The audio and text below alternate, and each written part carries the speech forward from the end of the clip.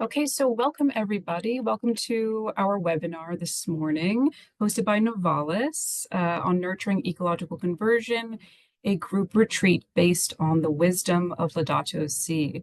We're so thrilled all of you have joined us this morning. My name is Margaret Slaughter, and I am the acquisitions editor of English titles here at Novalis.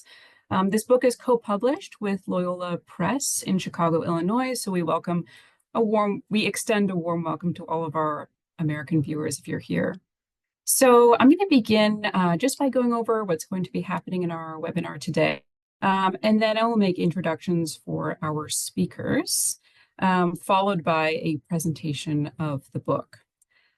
So I will begin.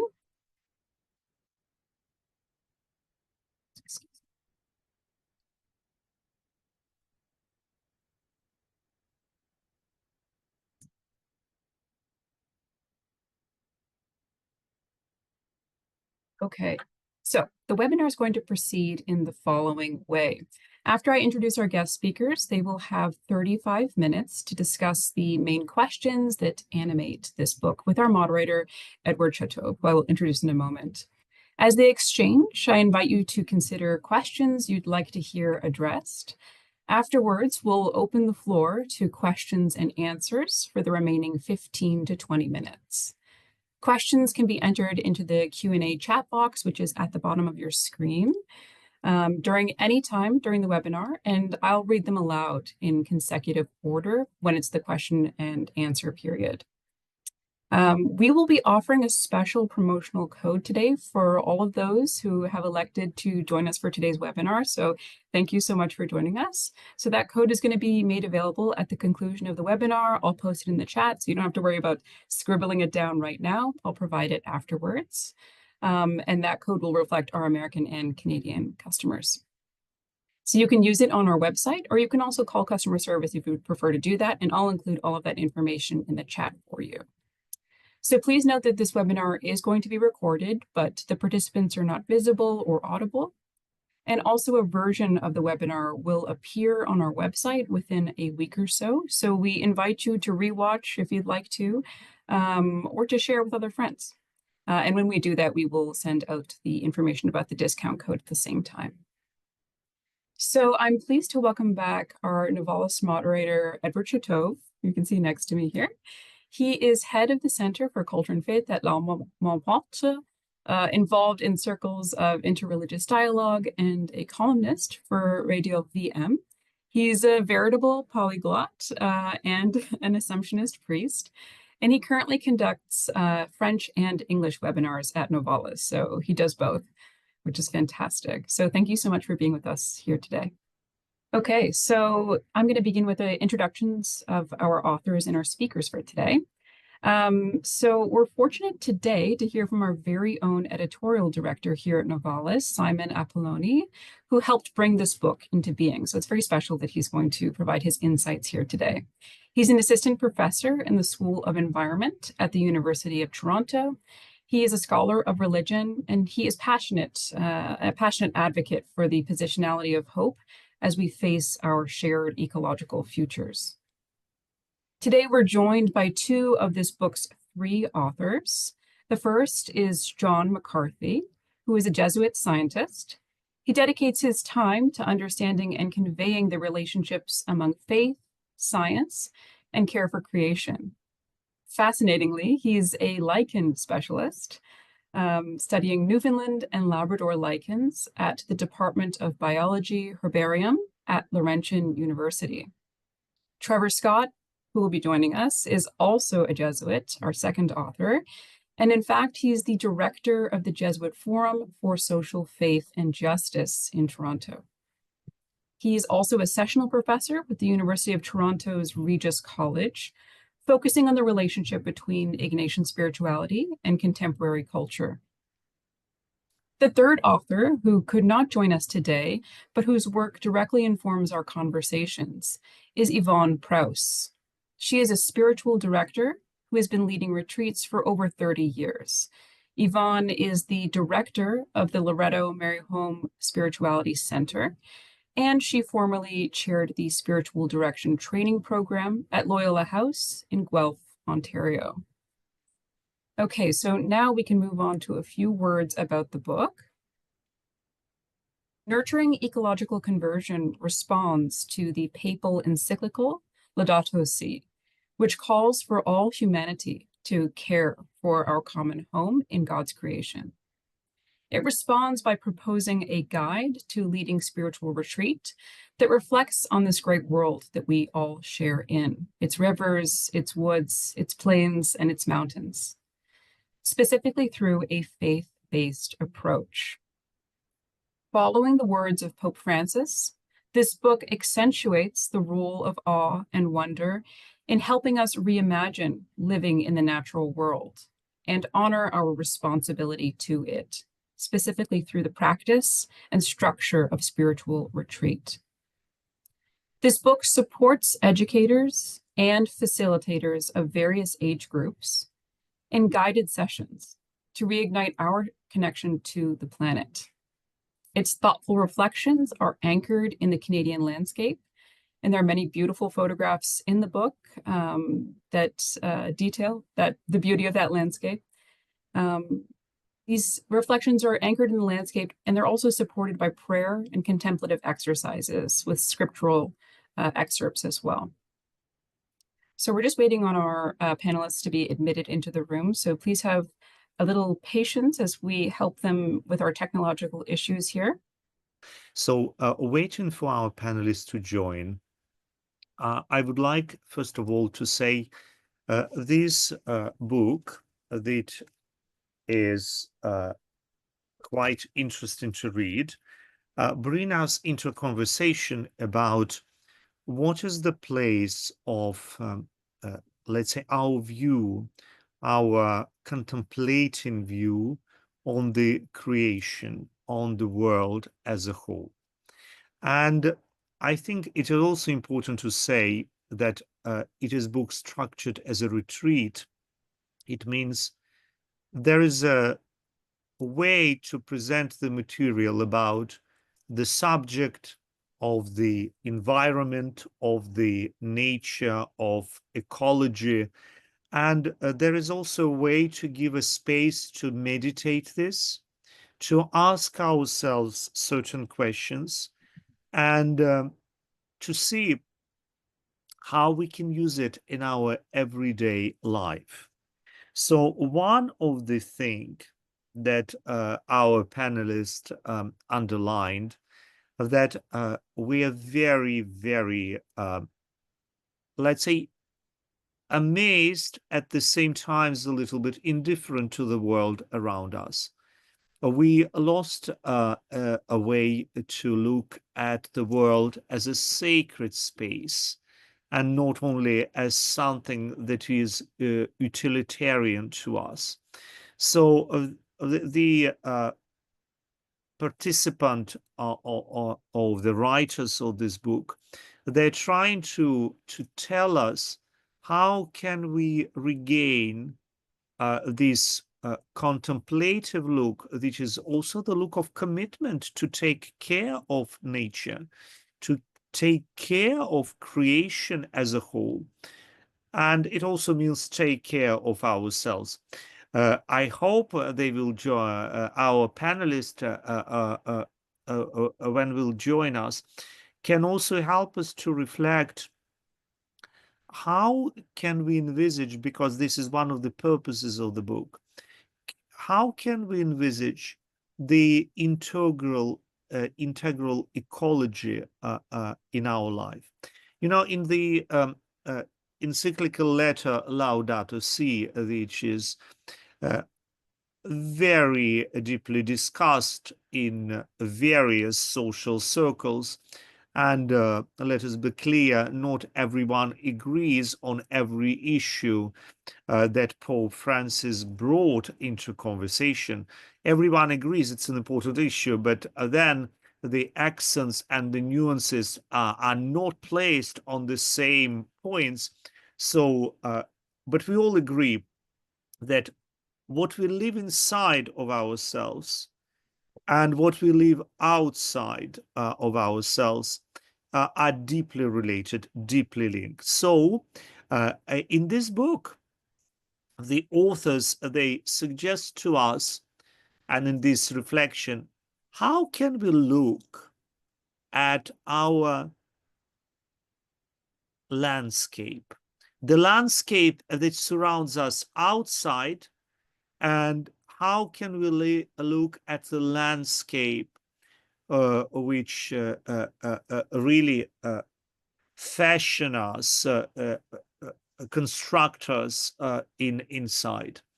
You know, I could not help myself to think, reading this book, about another big work of literature in English. It's C.S. Lewis and Chronicles of Narnia. It is not a childish book, but the book that says that we're looking permanently at the world outside, but we are also invited to look in the world that is deep inside of each one of us, like, you know, in the wardrobe in this is Lewis novels.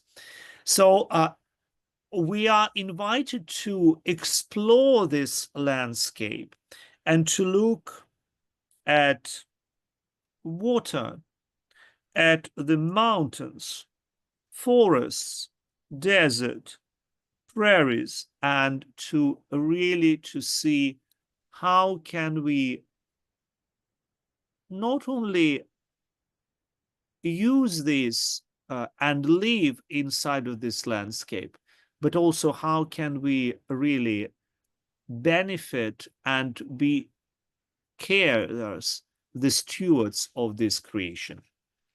You know, this book and this reflection is very stimulating to maybe to reassess our look at the relationship between science and the world around us, because we are all fascinated by this, and sometimes we have this view that science has nothing to do with the world of the faith, the world of the Bible, or sometimes we think the science will explain the world of the Bible. Maybe we should be invited to take more attentive and the more, let's say, nuanced view on this. Let us remind ourselves that the science replies on the very simple question very often. It is how the world works. So we take a look and we notice certain laws, certain rules. The faith and the Bible as the Word of God replies on the question, why? What is for all this exist? What is the purpose? So I was saying that you all who contributed to this reflection on creation and nature also said that it is the reflection between science, nature, in a human being, outside human being. So I'm very happy to see you, Simon. And Margaret, can you just reintroduce Simon, and that I can ask him the first question, and we will start with him. Yes, of course. Thank you so much for joining us, Simon. So sorry to everybody about our technological issues, but they happen to us all. I introduced you earlier, and I will just repeat, it's such a privilege to have you here as our editorial director here at Novalis. So you have an interesting dual perspective on this project, both as a scholar of religion and a scholar of ecology and justice, but additionally as somebody who had a hand in sculpting this book and bringing it into being. And there's John. Fantastic. We can see your face now. Can you hear us? Welcome. I can hear Oh, you. we're so Okay. happy to have you. Wonderful. The team's Perfect. Well, You can hear welcome. me okay? We can hear you. We can hear you loud and clear. Yeah, so thank you so much, Simon, for being here. And I'll just restate, John, I mentioned to everybody that you're a Jesuit scientist who specializes in lichen, and that you're passionate about conveying relationships between faith, science, and care for creation. So now that we have two of our three, I think we can proceed with the conversation, and we'll do our best to get Trevor on the line. So Edward, I'll let you take it from there. Thank you. Thanks So for your let us reflect on the first question after I made an introduction about this challenge on relationship with science and faith. One is asking the questions how, the other one is why, or what is the purpose of all this. So just enlighten me or help me to understand, was this the reason that you involved in this project, or there was other, I'm sure there was other reasons that you thought, wait, we want to make this retreat and put it in writing to help people to reappropriate the world, the creation in which we live. So, John, would you like to start to reflect on this? What did push you to reflect on the question of ecology, of the Yes, well, creation, the nature? well, yes, thank you, Edward. Well, I hope you can hear me okay. The internet Yes, is a we bit can, and it's unstable. Okay. everything is fine technologically now. Okay, good. Thank you. No, I think when I reflected back on the question, it really goes back to an early experience I had as a young boy, growing up in Newfoundland, in St. John's, Newfoundland. And at the end of Mass on Sunday, we would go to Sunday Mass at 8:30 in the morning, and we'd come home and always cook up a large breakfast. And what I would do often, I would go, and there was a small brook about a half a kilometer away from the house, and I would enjoy going to the brook and actually catching some fresh brook trout. And I would bring them back to my parents, and my mom was really quite happy to get them. My dad would clean them, and we'd have, bacon and eggs and trout and jam picked from the berries from the summer. And there's a wonderful memory. And then one day I went back to that same stream, that same brook. I called it Bubbling Brook, and it was no more. That week before, whether the developer or the municipality, they had bulldozed the entire stream in preparation for a new subdivision in the town. And I don't know if I was so angry, but I was so sad. There was a real lament that I had lost the stream, but also lost that experience of being able to bring back fresh brook trout to my parents and my siblings for Sunday morning breakfast.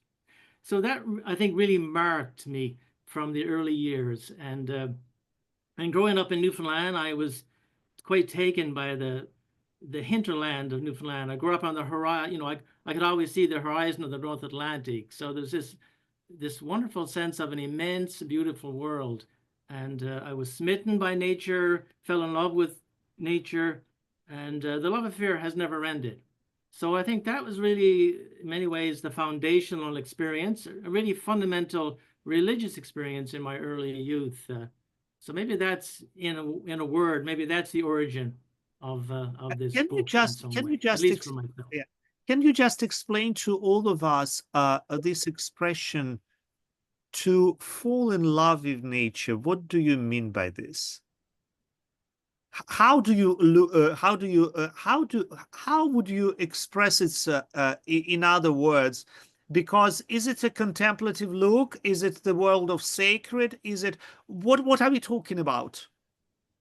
Well, for me, falling in love with nature, there's something about being smitten or seduced. It's like, the image of God to the people of Israel: come into the desert, I will seduce you and bring you into the desert, and there I will speak to your heart. And there's something about the created world that, for me, right from the beginning, was always a religious experience. That the beauty and the goodness, and I felt so much at home. And so, in other words, creation spoke to me of something that was deep and abiding and loving. It was like a loving embrace. So, I immediately, I knew I wanted to go on and study forest science. I didn't, no question about what I would study, what I would do for my life, and that has marked me and stays with me. So falling in love is not, there's something about it's a real deep religious experience that I had at that time, and continue to have to this day, thankfully. Thank you, John. And now I will turn to Simon and ask you, Simon, and what was your motivation, your challenges your desires to take part in this project, why did you say yes and did not say no to this proposal to participate in that? Well, first of all, a shout out to my colleague Anne-Louise Mahoney.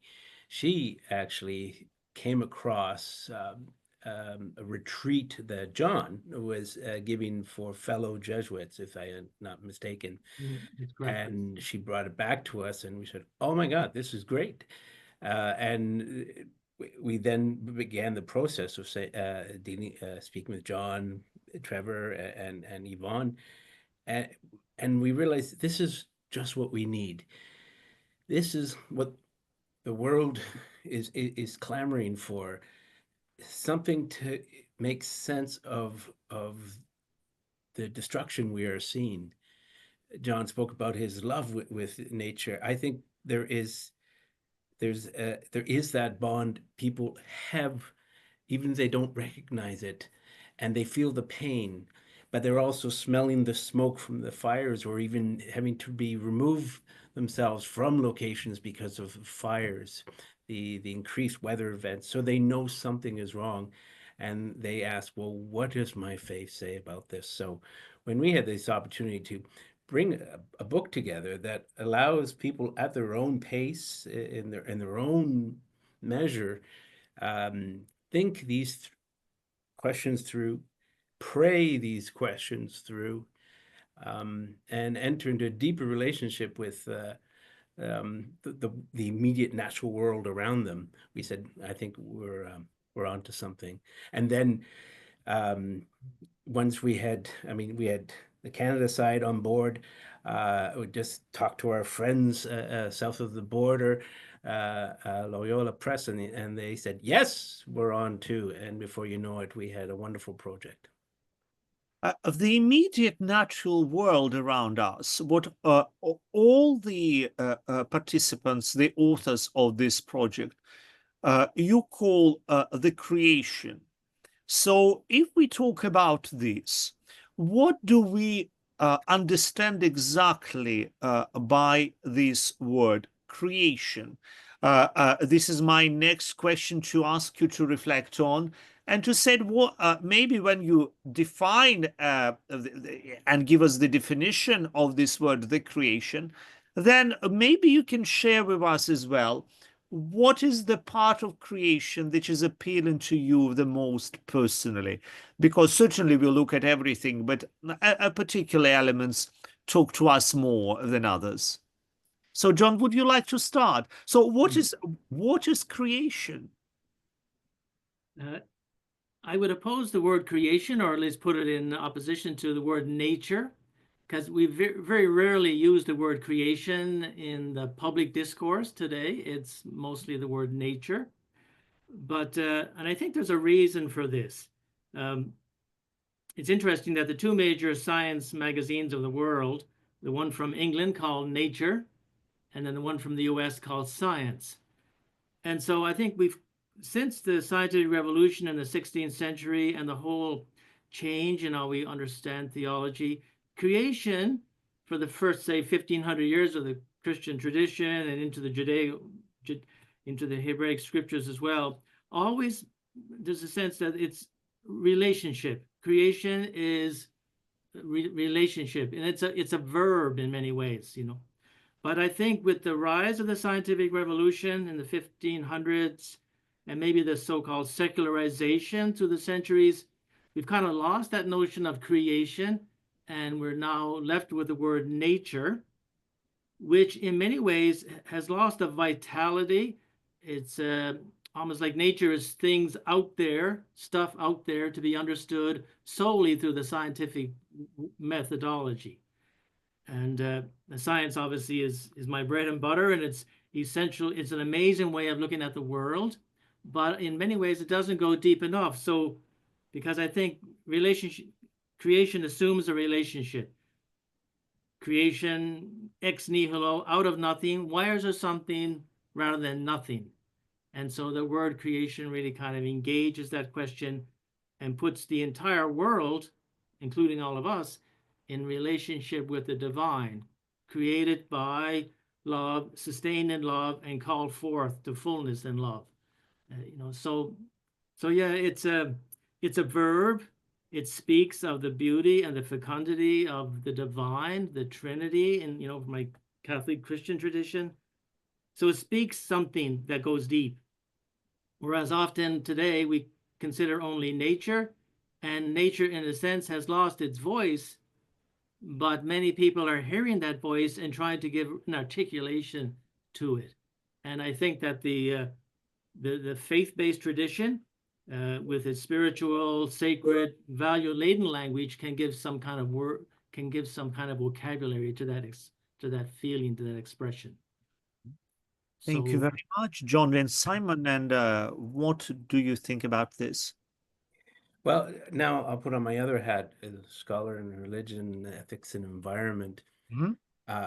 I've always been enamored by the statement by theologian Gustavo Gutierrez, liberation theologian in Peru.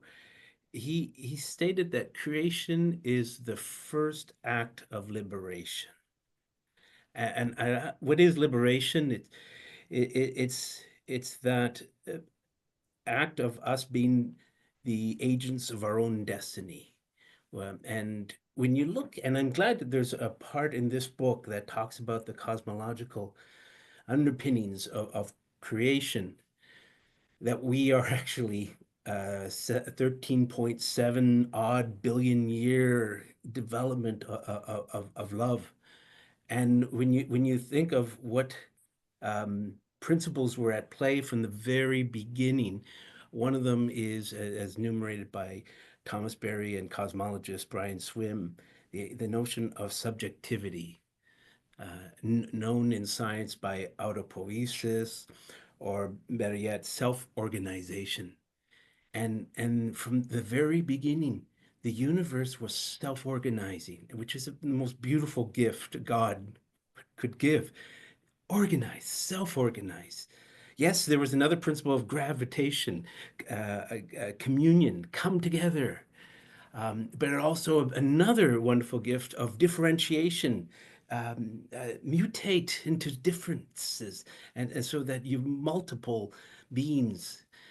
But when it comes to the subjectivity, the self-organization, known in biology as niche creation, maybe, I'm thinking of, and work with me here on this, the earthworm that has a role. It's a detritivore. It eats the decaying mass of plants and whatnot, and then it defecates, and its parts are used as nutrients. It is doing what it is doing what it wants to do, that it's meant to do. And I think that's what we all do as humans also. We want to be actors in our own lives. And so when you talk about, and I think John aptly said, it's about relationship. When you talk about all of creation, in liberation, you're having the humans, the worms, the rivers, the trees doing what that they want to do. When we stop them, when we put them in jail, when we don't allow them the food, or if we put toxins in the soil, we destroy that liberation, which means we're destroying that very first act of liberation that is creation. John, does this echo in your reflection, what just Simon said? No, oh yeah, no, very much so. I mean, the sense of kind of the intrinsic value of all, if something, when we talk of creation and created in love, say by God, well, then it has an intrinsic value in and of itself. And it really of creation have a subjectivity, if you will, in some way. The subjectivity of the human is different than the subjectivity of plants or animals or the rocks in the soil. But by the very fact of being created, and I use that in a theological sense, then all creation has some spark of the divine, some revelatory image of the divine. So it, by its very nature, then, if I use that word, it is subjective in many ways, so and Simon talked to this self-organization over long periods of time and space, and I just think of the Nicene Creed, where we believe in the Holy Spirit, the giver of life. So there's a dynamic, we call it the Spirit, or we can give it another name, self-organization, communion, liberation. There's a movement afoot through the billions and billions of years of time across immense space that we can hardly ever imagine, and to result in what we have today. And it's and I think by recognizing that, then we can say it's an open future. The universe, in other words, the universe is not yet finished.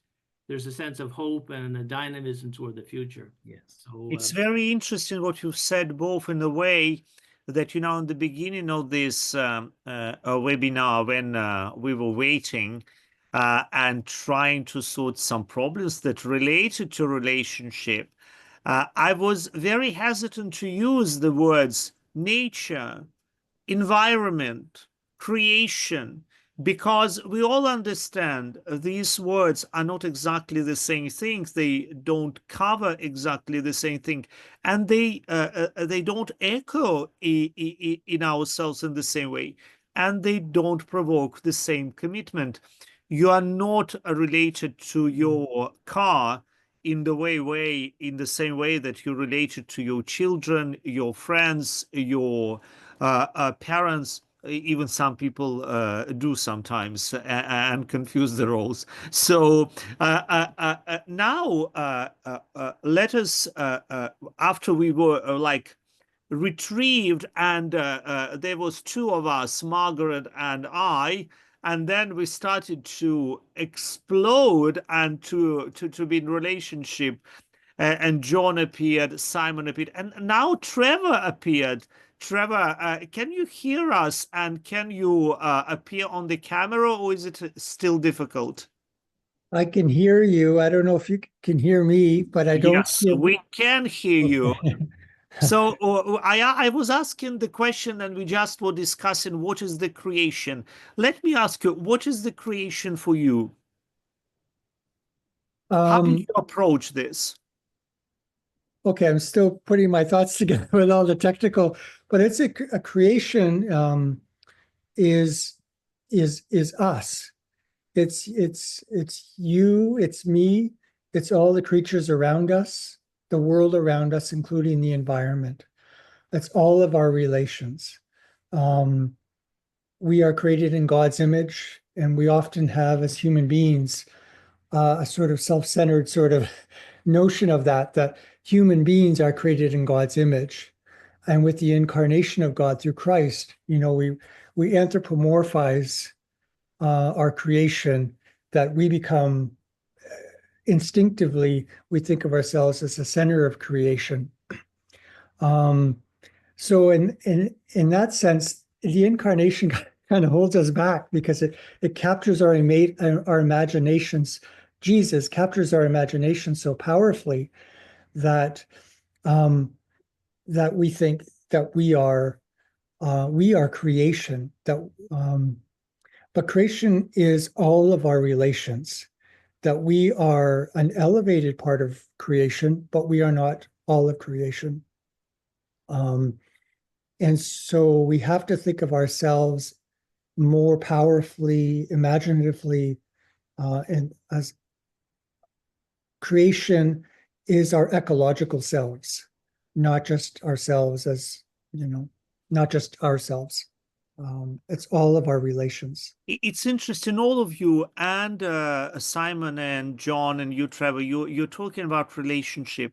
And just before you arrived, and I hope you will appear and we can see you, I was asking also the question, what is the part of this creation? And you brought another term, incarnation, so in our relationship, what is the most, let's say, speaking or appealing to you? What is the part? I'm a little bit anxious to ask you, is it the part that you wrote in the book? Because, for example, you, Trevor, you wrote about water and also about a desert, and you, John, you wrote about forest and human landscape. Let's start with you, John. Why forest? Or maybe you can also, and you want us to share another part of the creation that is appealing to you. Okay. Well, I suppose why forests is well, I spent many years studying forests formally, you know, in university. There's some, and as I mentioned earlier, growing up in Newfoundland, I had my face to the North Atlantic horizon and then my back to the hinterland, but I was always attracted to the hinterland. I love going where there's no roads, and I love going to the end of the road. I don't know, that's my personality. But there's something about the forest, and in Newfoundland, it's intimately associated with the heathland and the tundra and the peatland, you know, the barrens, so-called barrens. And it's kind of a wonderful mosaic. But there's something about forests and say open country. I think I'm claustrophobic in mountains, beautiful as they are. But there's something about the, in other words, for me, the forest became, it has its own rhythm. It's almost like a chaotic order. It's ordered chaos, you know, and I spent years studying all the biogeochemical processes, all the ecological processes. But there's something about the fact that we cannot create or make a forest or a heathland or a peatland. You know, we can produce facsimiles, but these great ecosystems of the world have their own integrity, and they were created long before we even came on the surface of the planet, and have their own kind of way about themselves. So there's something about the mystery of the forest, you know, like the forest primeval, Hansel and Gretel. You know, it was that's where the people went during war when they needed protection. You went to the forest or they went to the highlands. And so I've always felt so much at home in the forest. It's like being embraced in the stillness and the beauty of forests. And that just came from my growing up. And at the same time, I love being on the open land. Like I love going north. I think I have a Nordic personality. I just love going to open country. The wind is blowing, you can see far. Yeah, there's something that expands my heart and body. And maybe growing up on the North Atlantic, you kind of get that in your bone and get that in your body. So I was marked by the North Atlantic. Interesting, John. Trevor, and you chosen water and desert. Is it one or another, or how do we combine this? Yes, well, as you could see in the book, with deserts, there are many kinds of deserts. So deserts could be the Arctic tundra, you know, which is filled with water. Usually when we think of deserts, there's no water. So it's a contrast. But deserts can include water, of course, the Antarctic desert, which is filled with frozen water. But I really enjoyed working on the contrast between water and deserts in the guide. I don't have as much personal experience with deserts, but I certainly do with water. I think as most Canadians, especially with our abundance of fresh water. And it was just a reminder for Canadians that we are blessed with water among the nations of our world.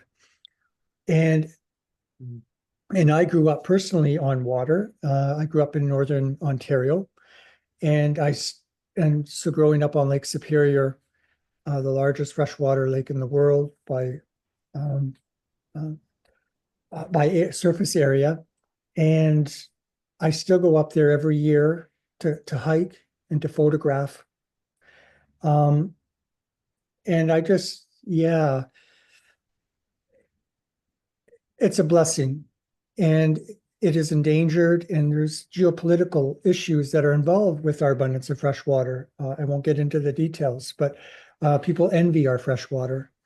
And also for many Northern Ontario communities, small communities, though they are surrounded by fresh water, Grassy Narrows community, for example, in Northern Ontario, their freshwater resource has been tainted with mercury. And there's still not a full recognition of that by our governments. And it has led to significant health problems for those communities. So though we are blessed with fresh water, how blessed do we feel with having access to fresh water? Of course, to drink, to nourish us, but also to enjoy, such as swimming, sitting on the lake, you know. And when we look at deserts, we are reminded of not all places in our world are blessed with fresh water. And there's a process called desertification that I refer to in the guide, that it's not a solid state. Water, our areas of water will not necessarily remain places with an abundance of water forever.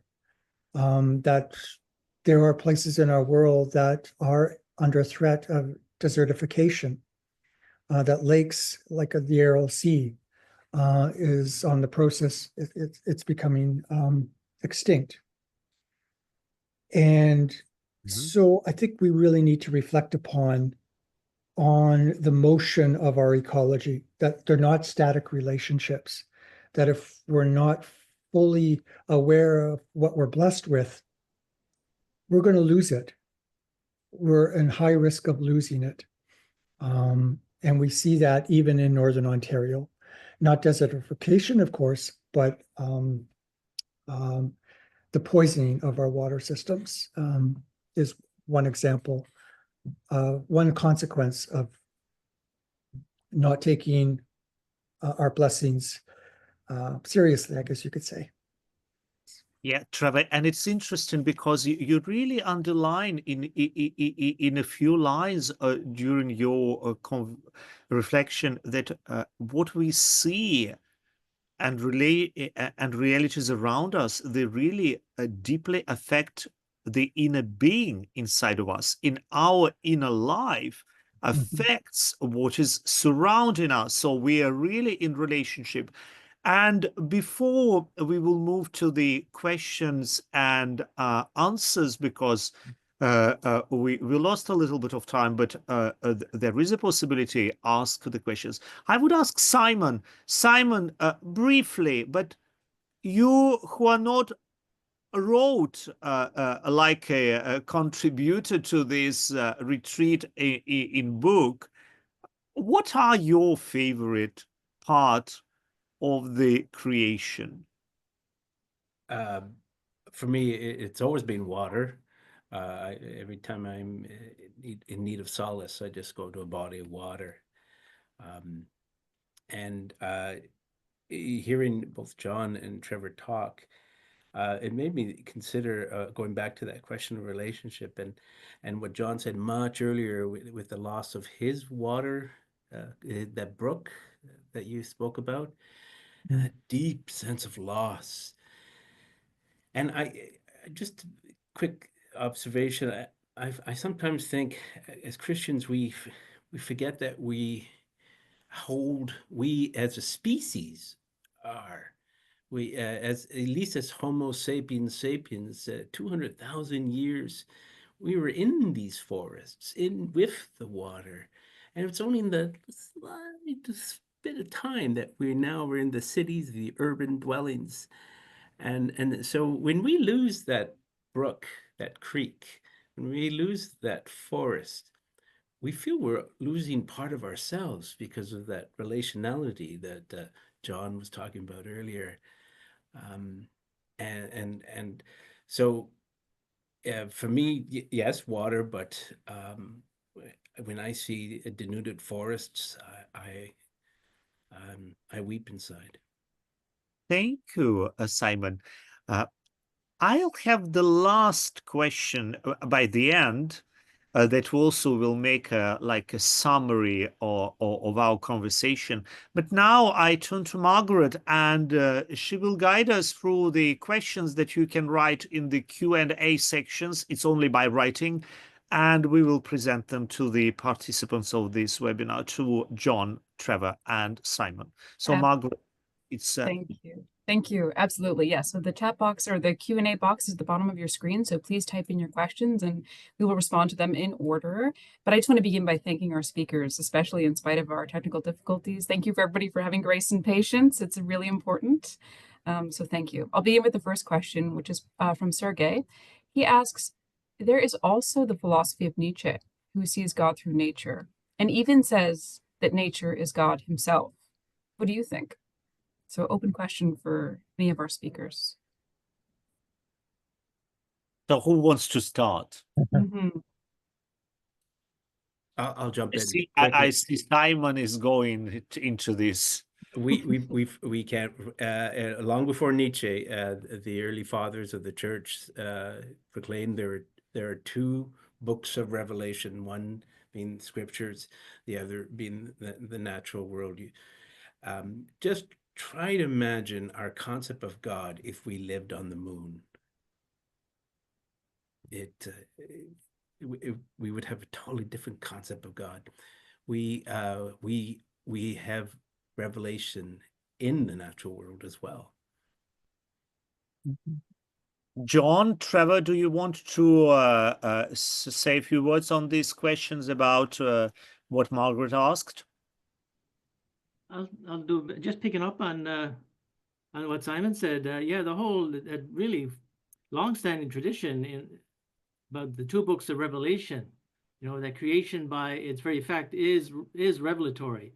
And a really good point too. Imagine if we grew up on the moon, what songs would we write, you know, or what was sing, or what poetry would we write? I mean, and I think there is a strong tendency in some ways of thinking to try to equate nature with divinity.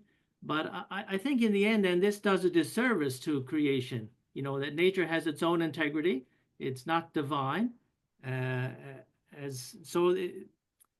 kind of lose by divinizing nature, you lose the essence of creation in many ways. So how to keep that creative tension? Nature is not God, and yet nature speaks in multiple ways of God. So there's kind of a healthy dance that I would prefer to have at this. And if I could add too, thanks for the image, Simon, of the moon. You're on page 39 of the book. There is an image of the Earth taken from the moon, with the moon in the foreground, and the contrast between the barrenness of the moon, the lifelessness of the moon, although it has a beauty in itself, of course, and looking on the beauty of creation, and as a water planet, as a very blue planet. And just kind of contemplating that contrast. Would you rather be on the moon or living on our Earth? You know, in regard to the question in particular, I do not believe that God is creation, but God, it dwells in creation. First of all, God has created creation. God actively dwells in creation. We can discover the Spirit of God speaking through creation, but creation is not God. And kind of picking up what John was saying, I think if we understand God as creation, it does a disservice to God, because God is so much more than creation. As difficult as creation, as beautiful and wonderful as creation is, God is so much more than creation. It's just a taste. Our creation is just a taste of all that God has to offer and all who God is. Thank you, Trevor. I'm going to move on to the next question for the sake of time. Thank you for those answers. The next question comes from Ethan, who asks, can you reflect on the link between the disposable mentality of consumerism and its impact on the environment and growing disrespect for human life?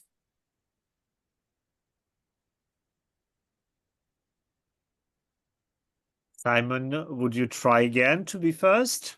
Yeah, I mean, there's a course I teach 500 students, young, on the introducing environmental studies. And one of the things I have them do is go 24 hours without their phone. You want to talk about fear. That for them is something else. But the mere concept of a phone, um, they're seduced to get the latest, the newest, and they know that the one they have won't exist because it's built that way. And when we consume that way, the you just have to put the lines to show them what that means for ecological destruction. But Pope Francis put it very well in Laudato Si. Um, he didn't quite say it this way, but when we consume that way, we're consuming ourselves. And his famous phrase, less is more, is, I think, something that we all need to pray on, reflect on. What does that mean? Less is more. And I think if there's any contribution that we as Christians can give to the world, it's a reflection on that statement. Trevor, John? Simon spoke so well on that. I'll have to. So maybe, Margaret, we can move to the next question. Okay, let's. The next is a comment from Ruth. She writes, land was clear-cut in our neighborhood where my sons grew up and explored in their youth. They were devastated to see everything gone. Water is the most amazing and scary thing in creation. Does anyone want to respond to that comment?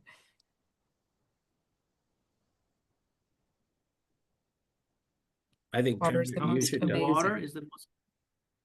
And scary thing in creation. So it holds this duality of wonder and total fear and terror, capacity to do great destruction. Well, I think of my time, annual time on Lake Superior, and Lake Superior is, well, my mother says it's God's country, but it's a very scary, the storms that pick up along Lake Superior. It's ferocious, and it's sudden.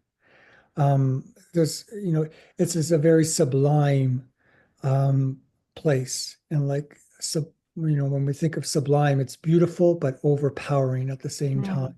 And also just on another level, there's water can be very, very destructive as well. It's life-giving, of course, but it can also be very destructive. If you have ever experienced a flood in your home, and it's how do we hold this wonderful element of our creation in balance? It's not something that we could utterly control, and that's a humbling experience. It's a humbling experience. John? I could follow up on Trevor. My experience on the North Atlantic. I remember one day being on the edge of the cliffs during a major storm, and I realized that within a second, my life could be just totally snuffed out, taken away. Just the power of the ocean, the power of creation, and the oceans and the sea were always considered the symbol of chaos, right, in the scriptures, and so the calming of the seas by Jesus is a real sense of that. But and I think the terrible reality of creation and the beauty of creation, they kind of go hand in hand. So it's not something that we control, but that creation there's a lot of parts of creation that I would fear, for example, or that I would. So there's the kind of fear and love that kind of go together, and that's the dynamic of the relationship between the human and the created world, the environment, and so it's not simply a world of Bambi, but it is also a world of violence and death and destruction, at least from my perspective. But from creation's perspective, a volcano, an earthquake, that all is good. Creation is acting in and of its own way, and how it affects human cities and our built environments, that's another thing altogether. So there is a there is a real dynamic relationship between us and the rest of creation. Thank you, John. It's like our webinar started with the chaos and into certain equilibrium and balance that we have the visible world and even invisible. Trevor, you're in the invisible world that we can Yeah, sorry. We're happy you're with us. and to live with. And you know, all of you answered my last questions, and I think it appears through all the conversation how we as Christians can contribute to this challenge of the relationship with creation, with the world around us, in the public square, in our society, in our communities, and not just the separate individuals. So now I leave Margaret say a few final words for this webinar, and we had a comment that it was a wonderful conversation. Let's do more of this. So I'm sure we will re-invite you again, and the next time we will already be in the created world, so there will be no chaos in the beginning. Yes, I just want to begin by thanking everybody who took the time to attend today. Apologies for our technical issues, but thank you for your kindness and your grace and your patience. That's essential when these things happen. So thank you to all for your considerate response to that. I really appreciate it. And thank you to each of our speakers, to Simon, John, Trevor, and Edward. Thank you so much for your really important reflections today. I know that we're still getting comments in the chat, just reflecting on how these conversations are kind of sparking our own feelings and reflections on our memories. I've entered into the chat the information for the promotional code. Now there's a code for Canadians and a code for Americans. So if those of you south of the border are watching, you're welcome here, and you have a code available too as well. So please take advantage of that, and feel free to write to me if you would like that code information again. But when we send out the recording of this webinar on our YouTube as a YouTube link, I will send out that code information as well. So if you missed it the first time, you'll find it again, and feel free to write to me. But thank you again to everybody who took the time to be here today. It's been a real pleasure. This is a fantastic book, and I'm glad we had the opportunity to give it the airtime it deserves. So thank you, everybody. Thank you very much. Appreciate it. Everybody. Thank you Good for your day, patience as well. and share this book with your friends and your neighbors. To spiritual retreat and beyond. Great. Thank you, everyone.